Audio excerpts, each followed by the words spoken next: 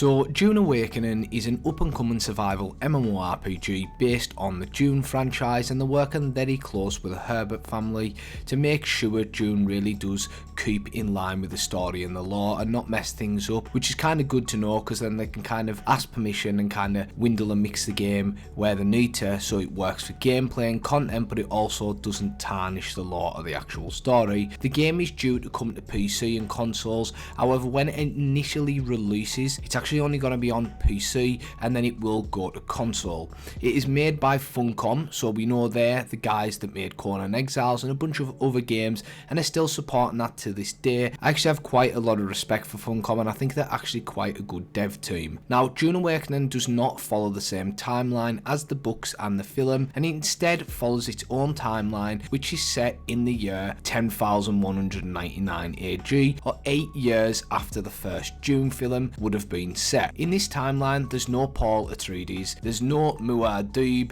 instead the child of the Atreides is a girl. All of this adds up to set up a chain of events that impacts the whole Dune universe, so the MSQ and the story is going to be vastly different, kind of fresh, and I think it's kind of a nice thing to do for the game. This is so the players can make choices that actually impact the storyline of the game and overall the world of Dune without knowing everything that's going to happen, and hopefully we can have a nice long timeline and time span of game events and stories and MSQs that feel fresh and not the same. The game is structured around 4 main pillars, and we know one is survival. It is a survival game. Survive, protect, expand and control, but we'll get more into that a little bit later in the video. Now for anyone that didn't know, that's a quick roundup, not really fully covers everything, but we'll jump right into the systems and the actual game content now, so you can get clued up on some of the stuff that you might not know about the game and what it's going to entail or the future of the game, and my personal opinion of it after being quite a hardcore veteran survival MMO player. I've got over 30,000 hours in Ark and a bunch of other survival games, and I always play at a high competitive level, so this is one I'm really intrigued to get involved in, and something I've been following for a long time now. So first things first, when is Dune actually releasing? Well, Dune Awakening was due to release originally on the 20th of May 2025,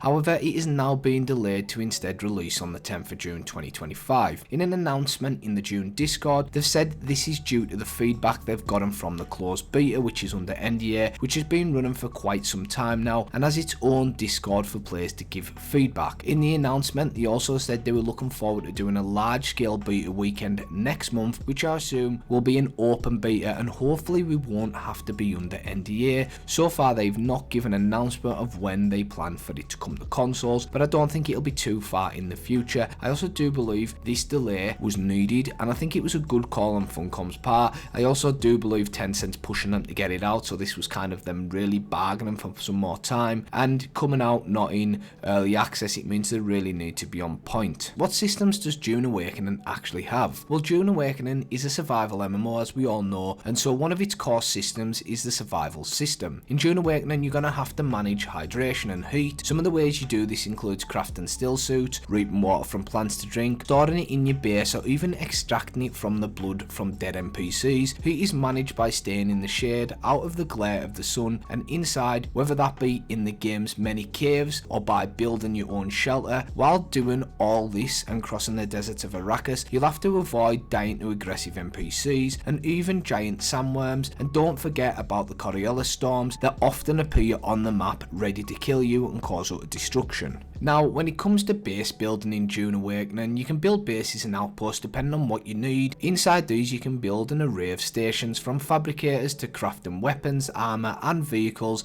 you'll need to progress through the game. You can build storage for your items, and even for water you'll need to survive, and even blood purifiers, as we spoke about before, to turn the blood you extract into water. I'd imagine as you progress through the game you can upgrade and craft better stations in which you can craft higher tier gear for the more endgame content, or potentially the more large scale PvP events. Now when it comes to character customization and character progression in Dune Awakening, it has given players a lot of choice, and it features an extensive character creator where once you've finished you have to choose what we could call your starting archetype or class for people that are used to standard MMOs. These are Mentat, Swordmaster, Trooper and a Bene Gesserit. There is a fifth one which is Planetologist, however this is not one of the starting classes. They each have their own active and passive abilities which you'll be able able to unlock as you progress through the game by leveling and by getting trained by NPCs. So combat in Dune Awakening is still being worked on to get where it needs to be, and I do think it still needs some way yet, but they will get there, because obviously, like with survival games, combat's always a bit clunky, but they really are putting in the effort. And with the past experience from Conan Exiles, I do think they're on a, they kind of know what they're doing there. Currently the combat consists of melee, guns, shields and vehicles, or an array of all of them working synergistically together, kind of meta match them for the situation at hand. You also have abilities that come from classes we mentioned earlier. Shields in Dune Awakening block fast projectiles, however there may be guns in that game which will be able to break through shields. Some of the weapons we've already seen in Dune include Kry's knives, Crom swords, scrap metal knives, las guns, gauze rifles, and flamethrowers and rocket launchers. I imagine later on in the game we're gonna get a lot more. Vehicles are also another key part of Dune Awakening, and we've already seen them quite a lot from the start and sandbike scene in a lot of content creator coverages of trailers, to the ornithopters and even tanks. These will be essential when it comes to Arrakis and harvesting spice. Spice is one of the most valuable substances in Dune Awakening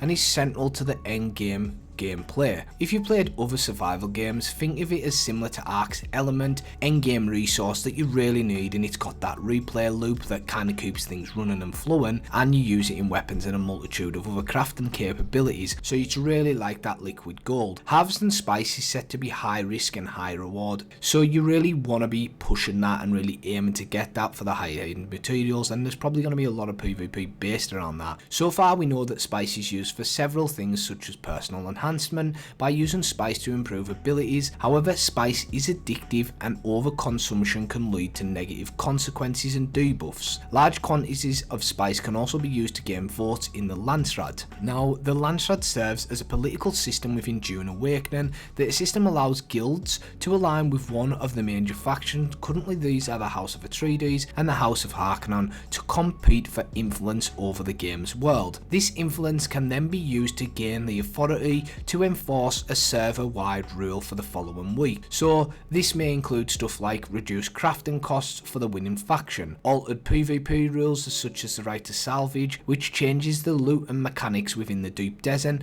and even the normal faction-wide buffs. So potentially you could turn it full loot in the Deep Desert for a week, or a bunch of other things depending on what your guild needs to push at. It really is something to strive for, and if you really want to be the best of the best and push that endgame content, you really need to get involved in the Landsraad. It does seem like it's in early development and much work's needed, and this will be the cream of the crop replayability endgame loop for a lot of the more competitive or active players within the game, but we'll see how that develops over time. As we know, if you have no endgame replayability loop on a game like this, I don't think it's good, and you really need a system to keep people coming on, engaged and playing daily and weekly rather than dipping out for months on end. Now, when it comes to monetization, obviously the past couple of years have been very pay to win, trash games, and it's been slightly depressing. MMO survival scene, or MMO scene in general, has been a bit of a fucking shit show and a joke, and this is why I'm kind of happy with the way the monetization on Dune's gone, and I'm not surprised because it's similar to the way they've done the other games. So Dune Awakening is going to be buy to play MMO with no subscription. You can however have one of the upgraded editions to get a 5-day early access. There's also already a season pass which you get with the deluxe edition, which consists of 4 DLCs in the future. These DLCs have already had names, which are Wildlife of Arrakis, Lost Harvest, Raiders of the Broken Lands, and finally the Water Wars, which is probably the North or South Pole, and I'm really excited to see that because people don't often know that Arrakis does have other biomes. They just see it as a pure desert planet, but these are tundra, these ice, and we actually in the future will highly likely be going to other planets from what Joe Bylas has said. So the future plans are there, and they are thinking into the future, but they're also keeping on point with currently now what's going on. I do like the monetization, low pay to win. People can doubt it, but it does work. It worked for Conan for a long time, even when the player base dropped a little lower, and it works for Ark and multiple other survival games, and it is very Western monetized, which I like to see. Even with Tencent owning them, a Chinese company, they are still really working to appease the masses who have played the games before and staying loyal to the player base. So this is definitely a win. I'm looking forward to it. The 5-day early access, people can say this is a PvP game, that's pay to win. It's not pay to win, because if you don't want to come to them servers on launch day and you don't want to play with them, you do not have to, but it's probably good for content creators or people that are wanting to knock out videos first and guides, or the bigger guilds that want to get a head start and then they could maybe restart on the same servers subscribers as us. So I think it's a win, I think it's good, and I'm happy about that. So when it comes to our guild, or myself and my opinions, day one I actually wasn't going to go onto Dune. I was going to leave it a couple of weeks and see what happened. Now with this delaying it by about a month, we probably are going to go in day one, keep an eye on what's changed during these 3 weeks and see what the patch or what kind of happens. And so far it does look good. They are pumping out content and working on things. They are communicating. You know, a lot of stuff is in NDA, so many people can't speak about it, but I feel like running an open beta for as long as they did and the way kind of Funcom's dealing with this and even the live streams, it's very down to earth, and I do think they have a really big future, and it's something we will be heavily involved in as the game develops over the months and years. So if you are looking for a guild for Dune Awakening or a long-term close-knit community, Discord links in the description below. You can find us on a bunch of other games recruiting. Join the Discord, fill in the form, and you know, feel free to get involved. We are semi-hardcore, so we are looking for active, competent people that are in VC. So yeah, it's definitely something we're interested in following, and as I say, spent over 10 years in Ark, and we are looking for that next survival game that can really be our future game. Now, my only negatives about the game so far is I don't know if the end game replayability loop's there. I don't think we've seen enough PvP, and I don't think the PvP is there. So if you're coming in and you want a hardcore PvP, I think you'll get some at end game, but it's going to take many months and feedback for them to develop that. So if you do want to see this game go towards more PvP or a PvX balance, really do play the game, buy the game, get involved, and help tailor that to what you want and see how it develops. I think it's a really good game with a really good future. I just think it's coming out a bit early. I think it needs a bit more time, but this is the way of the world now, and no doubt they've been pushed to get it out. So yeah, I'm looking forward to it. It's got some really beautiful graphics, really good systems, and it's one of the probably nicest Unreal Engine 5 games graphically I've seen in a long time, and it's good to really see. So for me, for a lot of people in my community, obviously we do want to support a game like this to see games like this flourish in the future. If you want to know anything more about what we're doing, or you want to get involved with us, links in the description like I said previously. I'll have many more videos on Dune Awakening and a bunch of other MMOs coming up, and we're following it quite deeply and heavily. So feel free to subscribe to the channel, drop a comment in the comment section below, tell me what you'd like to see as DLCs, what you'd like to see from the future of Dune, and how you feel about it. Don't forget to like, give the video a share, and as always, I appreciate you watching, and I'll catch you in the next one.